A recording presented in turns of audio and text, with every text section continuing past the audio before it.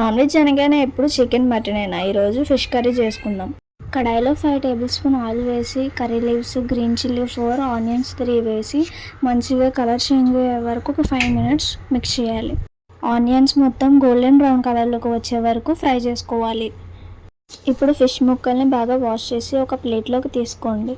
దానిలో 1 table spoon కారం, 1/2 table spoon పసుపు, 1.5 tablespoon salt and curry masala కొంచెం, 1 tablespoon curry powder, 1 tablespoon ధనియా powder, 1 packet garlic ginger paste వేసి ముక్కలకి బాగా పట్టించి ఒక 2 నిమిషాలు మిక్స్ చేయాలి.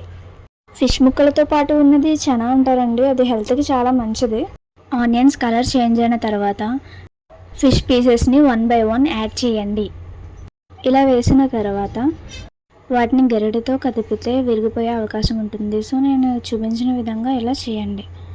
ఇప్పుడు 1 కప్ వాటర్ తీసుకొని వేసి ఒక 10 మినిట్స్ దాన్ని మీడియం ఫ్లేమ్లో ఉంచండి.